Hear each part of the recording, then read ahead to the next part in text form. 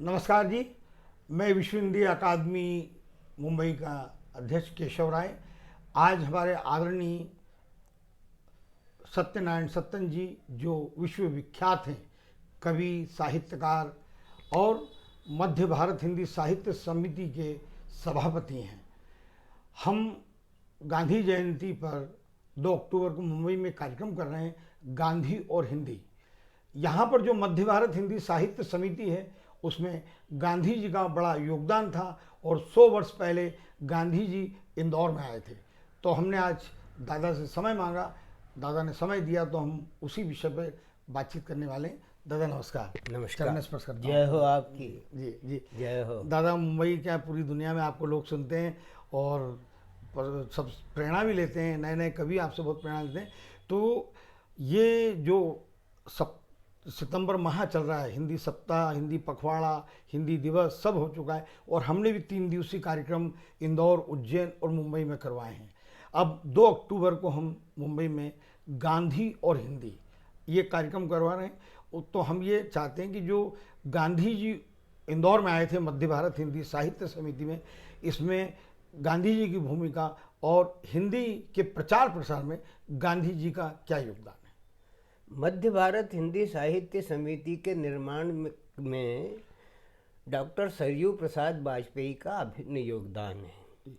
इंदौर के सर सेठ हुकुमचंद जी के द्वारा एक राशि प्रदान की गई थी और महात्मा गांधी उस समय यहाँ पर हिंदी साहित्य समिति में आए थे और यहीं पर उन्होंने हिंदी को राष्ट्रभाषा बनाने का संकल्प घोषित किया था। वो पहला उद्घोष था जो हिंदी के लिए महात्मा गांधी के द्वारा किया गया था और मध्य भारत हिंदी साहित्य समिति को वो गौरव प्राप्त है कि हिंदी के उस आंदोलन का बीजारोपण पूज्य महात्मा गांधी के माध्यम से मध्य भारत हिंदी साहित्य समिति के हॉल में हुआ। क्या बात दादा, ये बात सच है कि 1918 में जब गांधी जी आए, यहीं से घोषणा हुई कि गांधी जी ने जैसे कहा कि मैं हिंदी को राष्ट्रभाषा कहता हूँ, मानता हूँ, क्योंकि देश में अधिक से अधिक लोग इसे बोलते हैं, समझते हैं और एक राष्ट्रभाषा होने के लिए ये पर्याप्त है, इतनी विशेषता काफ़ी है। उसके बाद भी हम 100 वर्ष और इतने अधिक समय हो गया, अभी तक राष्ट्रभाषा क्यों नहीं हो पा रही। महात्मा गांधी की उद्घोषणा भाषा के प्रचार और प्रचलन को लेकर के थी। व्यवहार जगत में मनुष्य जब अपनी भाषा बोलता है तो उसे उसकी भाषा ही याद रहती है, लेकिन चूंकि हमारा दुर्भाग्य यह है कि आज तक हम हिंदी को जो है व्यवसाय की भाषा नहीं बना पाए। व्यवसाय की भाषा के रूप में हिंदी अगर मान ली जाती, आंदोलन भी हुए, डॉक्टर राम मनोहर लोहिया, आचार्य पुरुषोत्तम दास जी टंडन और इन तमाम महानुभावों के माध्यम से जो भी कुछ कार्यवाहियाँ हुई, उन कार्यवाहियों के चलते हुए हिंदी का उन्नयन तो हुआ। डॉक्टर राम मनोहर लोहिया ने जिस तरीके से इस आंदोलन को जिया, लेकिन उसका मूल उद्देश्य, मूल लक्ष्य जो था, अंग्रेजी हटाओ। किस भाषा संसार में कोई सी भी बुरी नहीं होती और भाषा जो है मनुष्य को ही प्राप्त है। पशु के पास भाषा नहीं है, अन्य के पास भाषा नहीं है और भाषा की अभिव्यक्ति कहीं कहीं अंग के माध्यम से भी हो जाती है। बॉडी लैंग्वेज के माध्यम से भी हम उसे प्रचारित कर सकते हैं। भाषा का ये उन्नयन है। रहा प्रश्न हिंदी का, तो हिंदी का शब्दकोश इतना व्यापक है कि उस हिंदी के शब्दकोश में भारतवर्ष की तमाम भाषाओं के शब्द जो हैं उस महासागर में आकर के विलीन हुए और उन विलीनीकरण के साथ साथ उसका प्रचार और प्रसार हुआ है। महात्मा गांधी ने उस नब्ज को पकड़ा था, राजनीति ने उसमें बेरबेमनश डाल दिया। बंगाली को बंगला प्यारी, तमिल चाहे मद्रासी, पंजाबी गुरमुखी उचारे, हिंदी दिल्ली की दासी, इसकी शहजादी अंग्रेजी, उसकी पटरानी संस्कृत, किंतु प्यार की भाषा प्यारे, बनी हुई है बनवासी। किंतु प्यार की भाषा, आज भी हिंदी के लिए लड़ रहे हैं, लेकिन हिंदी के लिए अब लड़ने की आवश्यकता हमें महसूस नहीं होती, क्योंकि विश्व की 400 से ज़्यादा यूनिवर्सिटीज़ में आज हिंदी पढ़ाई जाती है और लोग हिंदी के प्रति आकर्षित होकर के उसे पढ़ रहे हैं। दादा, ये जैसे महाशक्तिशाली देश जो विश्व में 5 हैं, जैसे अमेरिका, रूस, फ्रांस, ब्रिटेन और चीन, ये अपनी स्वभाषा में ही काम करते हैं, सरकार चलाते हैं, संसद चलाते हैं और न्यायालय में व्यवहारिक रूप से सभी में अपनी स्वभाषा के कारण है। हमारे भारत में भी एक राष्ट्रभाषा स्वभाषा तो होना चाहिए, जो हमारे संसद में नहीं है, सुप्रीम कोर्ट में बहस में फैसलों में हर जगह हिंदी को उतनी मान्यता या उतना महत्व नहीं मिल पा रहा है आज भी। आज संसद में, विधानसभाओं में, ऑफिसों में, व्यवहार जगत में हिंदी का ही उपयोग होता है। लेकिन हमारी ये व्यवस्था है कि हमारे यहाँ पर पढ़ाई के स्कूलों का माध्यम अंग्रेजी का माध्यम है, लेकिन हिंदी अवॉइड नहीं होती। प्रमुख भाषाओं में पहला नाम हिंदी का आता है, क्योंकि हिंदुस्तान की भाषा है और हिंदुस्तान की भाषा होने के साथ लोक जीवन में व्यवहारत की जाती है। जो इन प्रांतों में हिंदी का विरोध किया गया है, जिन प्रांतों में हिंदी का विरोध है, उन प्रांतों में भी हिंदी बोली जाती है। उस हिंदी बोली जाने के अनेकानेक कारण हैं। उनमें एक सबसे बड़ा जबरदस्त कारण जो है चित्र जगत है, सिनेमा जगत है। दूसरा मुख्य कारण है लता मंगेशकर जी के गीतों को सुनकर के लोगों ने हिंदी के प्रति अपने आकर्षण का रुझान दिया है।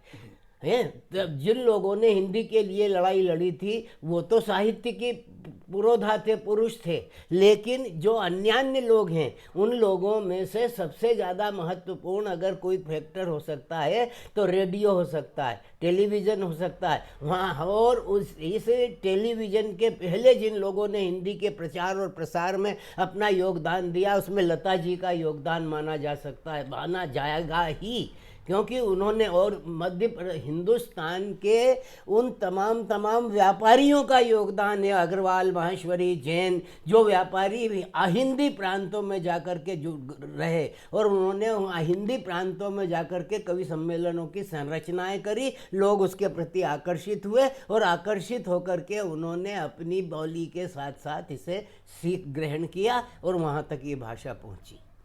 दादा, आज के दौर में साहित्य की ताकत बढ़ रही है या घट रही है? साहित्य की ताकत घटने का तो सवाल नहीं होता। साहित्य का एक अपना वर्ग है और उस वर्ग को पछाड़ने की ताकत किसी के पास नहीं है। कविता के क्षेत्र में होने वाले कवि सम्मेलनों में हिंदी कविता का ह्रास हो रहा है। कविता, पद्य में और गद्य में, पद्य में और गद्य में चुटकुलेबाज उसमें समाहित हो गए, जो जिनका कविता से कोई संबंध नहीं है। आद्योपांत कुछ कवि ऐसे मंच पर आने लगे हैं जो लाफ्टर शो के लोग हैं, जो चुटकुलेबाजी करके अपनी जीविका को निर्वाह देते हैं। हिंदी के मंचों पर उनका प्रवेश हो गया। तो श्रोताओं को, दर्शकों को यही पसंद है क्या? कुछ पसंद इसलिए है कि कुछ आयोजकों का आग्रह रहता है। आयोजकों के आग्रह के परिणाम स्वरूप कवि ये नहीं कह पाता कि किसी को मत बुलाओ। आमंत्रित करने वाला जिस कवि को बुलाता है तो वो ये शर्त थोड़ी रखता है कि चुटकुलेबाज नहीं होना चाहिए। वो जो रुपया लगा रहा है, जो आयोजन कर रहा है, उसकी अपनी स्वेच्छा, उसकी मर्जी पर जाकर डिपेंड करता है। दादा, हिंदी एक तरफ तो खूब बढ़ रही है और विश्व की नंबर 1 भाषा, मतलब पहले नंबर पे आ गई है। अभी दैनिक जागरण ने 8-10 दिन पहले एक सर्वे में पूरी रिपोर्टिंग की थी कि इस समय हिंदी को 1 अरब 35 करोड़ लोग बोल रहे हैं पूरे विश्व में। दूसरी तरफ 8-9 महीने पहले उत्तर प्रदेश में एक जो परिणाम आए 10वीं बोर्ड के, उसमें 8 लाख बच्चे हिंदी में फेल हुए। तो एक तरफ हिंदी बढ़ रही है, एक तरफ हमारे उत्तर प्रदेश जो हिंदी प्रदेश ही है वहाँ पर ऐसे परिणाम आने से कहीं ना कहीं हमको चिंतित करते हैं। ये भारतवर्ष की उन सरकारों का दोष है जिन्होंने केंद्र में बैठ करके हिंदी के बजाय अन्य भाषाओं को प्रमुखता दी। दुर्भाग्य ये रहा कि विज्ञान के विषय में हम हिंदी को लागू नहीं कर पाए। दुर्भाग्य ये रहा, जैसा आपने अपने प्रश्न में इस बात का उल्लेख किया कि कोर्ट अदालतों में प्राचुर्य रहा अंग्रेजी का, तो अंग्रेजी के प्राचुर्य से अंग्रेजी दां लोगों को नौकरी मिलने लगी।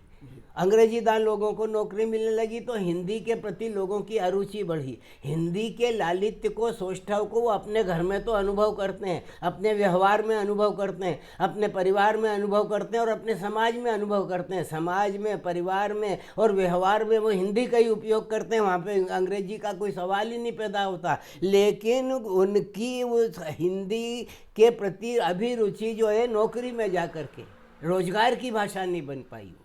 जी जी। आपने दादा इतने वर्षों से हिंदी की सेवा तो आप कर ही रहे हैं, लेकिन जो मध्य भारत हिंदी साहित्य समिति की जो सभापति हैं, तो मध्य भारत हिंदी साहित्य समिति की हिंदी को लेकर, प्रचार प्रसार को लेकर, विकास को लेकर क्या योजनाएं, क्या गतिविधियां होती हैं इसमें? 6 साल बाद जी हम अपना शताब्दी समारोह मनाएंगे। जी 6 वर्ष शेष हैं। 94 वर्ष से हमारी एक पत्रिका निकल रही है जिसका नाम है वीणा, और वो वीणा के तार झंकृत होकर के निरंतर हिंदी का प्रचार प्रसार कर रहे हैं। अनेकानेक पीढ़ियाँ इस हिंदी की सेवा में वहाँ पर खप गई हैं और आने वाली पीढ़ी भी उसके प्रति आकर्षित होकर के मध्य भारत हिंदी साहित्य समिति के प्रांगण में अपनी कुहक पहुँचाती है। दादा गांधी जी ने जब कहा था कि राष्ट्रभाषा होना 100 साल पहले ये होना चाहिए, घोषणा भी की थी। आज अगर हम कोई एक गीत, अभी हमने मुंबई में गीत रिकॉर्ड किया था, हमने उसको राष्ट्रभाषा गीत कहा, तो काफ़ी लोगों ने आलोचनाएं की कि अभी तो राष्ट्रभाषा सरकार ने घोषित नहीं की, आपने इसको राष्ट्रगीत कैसे कह दिया। तो क्या हमको ये बोलने का भी अधिकार नहीं है क्या कि अगर कोई गीत हो गई राष्ट्र को समर्पित है, मान लीजिए इतने लोग आंदोलन कर रहे हैं राष्ट्रभाषा के लिए, तो क्या हम उसको राष्ट्रगीत नहीं कह सकते? ऐसा अटल आत्मविश्वास हिमालय, अटल आत्मविश्वास हिमालय हिंदी गंगा धारा है। राष्ट्र संघ में अटल बिहारी ने ये मंत्र उचारा है।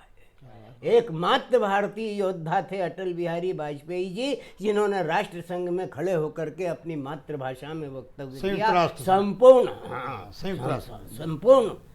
संपूर्ण रूप से उन्होंने संबोधित किया। ये साहस जब हम करने लग जाएंगे तो उसे राष्ट्रभाषा घोषित होना केवल संविधान के पृष्ठों पर अंकित होना है।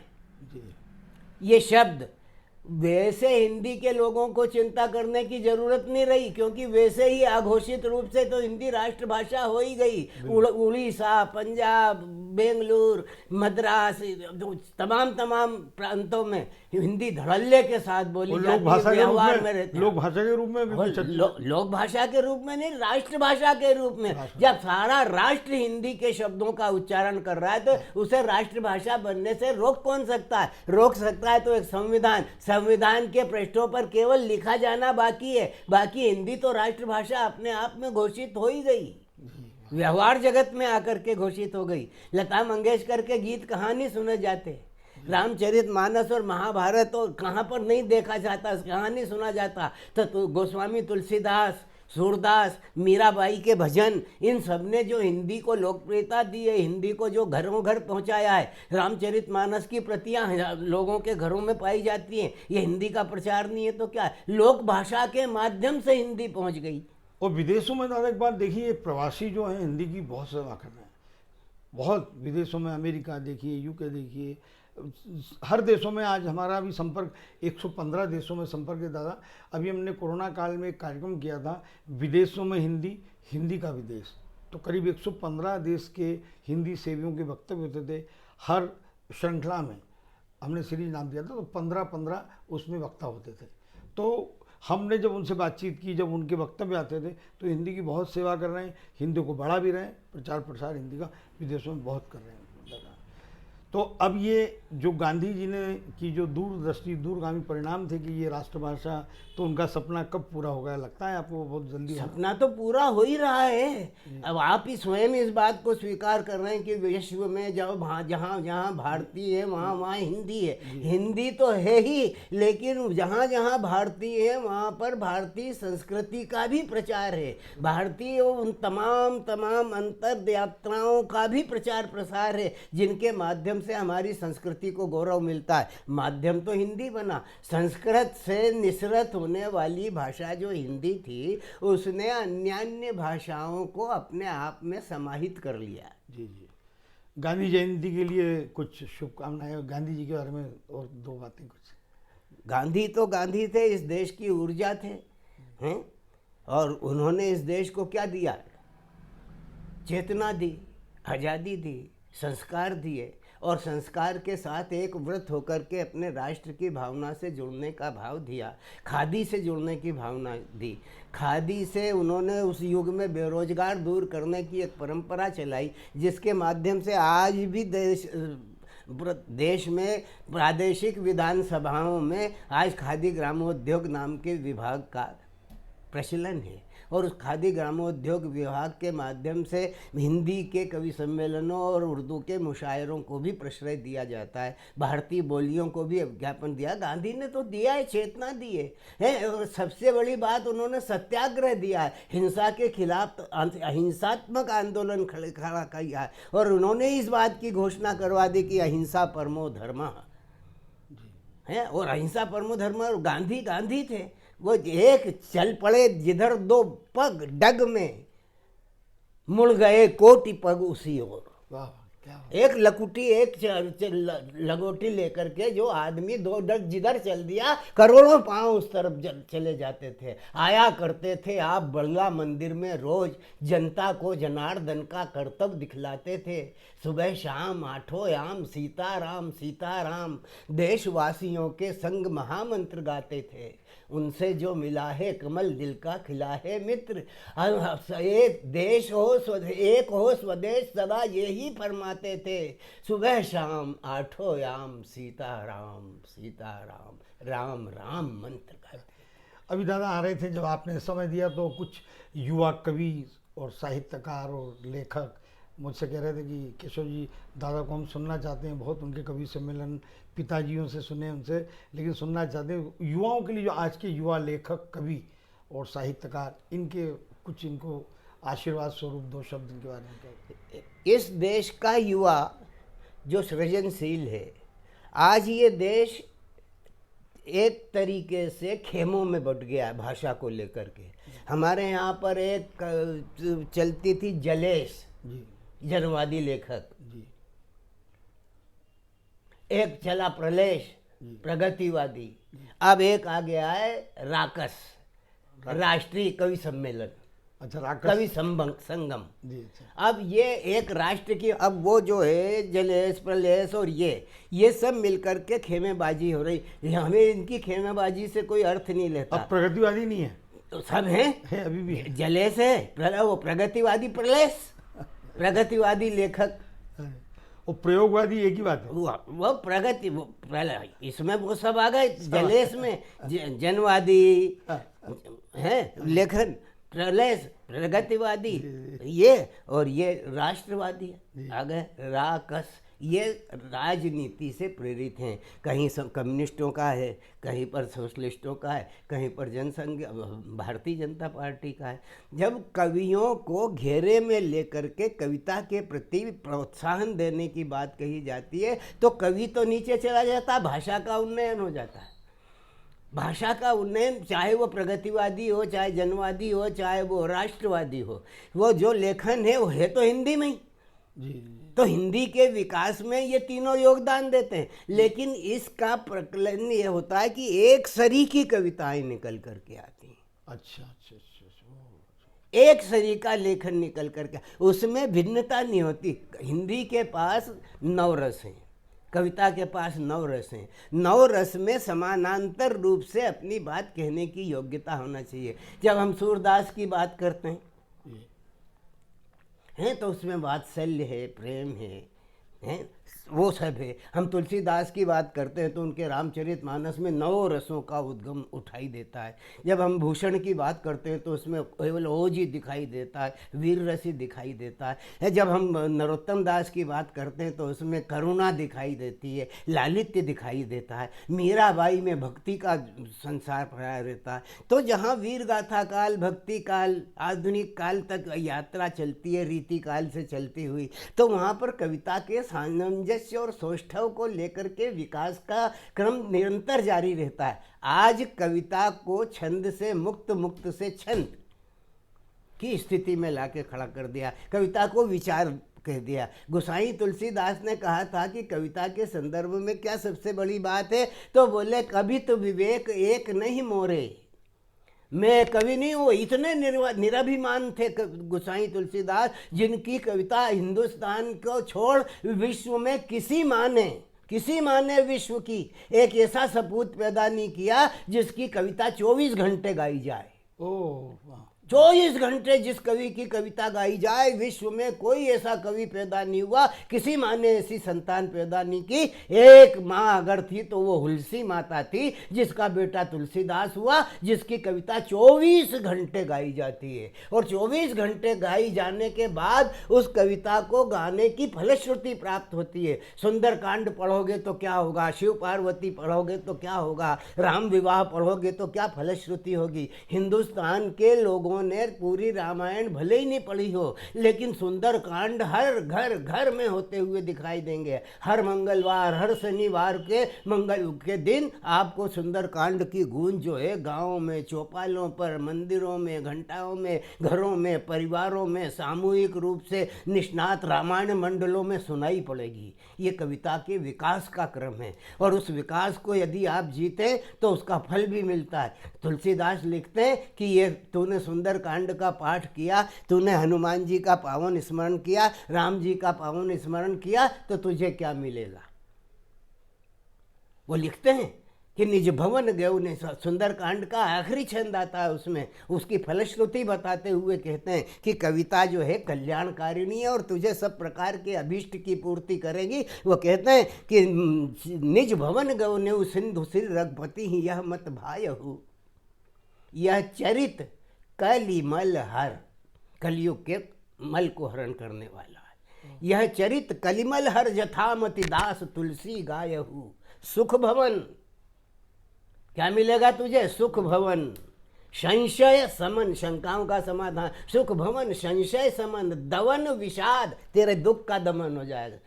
रघुपति गुनगुना घनघना, तज सकल आस भरोस गावही, सारी आशा भरोसा त्याग करके रघुनाथ जी के चरण में चला जा। तज सकल आस भरोस गावही, सकल संतत सुठ मना। ये सकल सुमंगलदायक, संपूर्ण सुमंगल का प्रदाता है। अगर ये क्या बोले, रघुनायक गुणगान, सादर सुनहि सो तरहि भव। जो आदर सहित है सो सुनी लेते हैं, पढ़ने की तो बात ही दूर है। सादर सुनहि सो तरहि भव, सिंधु बिना जल जान। आज तमाम कैसेटों में, तमाम चैनलों में सुंदरकांड का प्रचार होता हुआ दिखाई देता है। ये हिंदी के विकास की शीर्षस्थ ध्वजा पताका है, जो लहराती हुई हर प्राणी के अंतर मन में बैठ करके इस बात की घोषणा करती है कि जो हिंदी की सेवा करेगा, उस हिंदी की सेवा में भक्ति भाव से अगर उसने अपने आप को लगा दिया, श्री राम के चरणारविंद में चला गया, तो उसकी संपूर्ण अभिप्साओं की, कामनाओं की पूर्ति हो जाएगी। वाह वाह वाह, क्या बात। धन्यवाद दादा, जय हो, जय हो केशव, जय हो।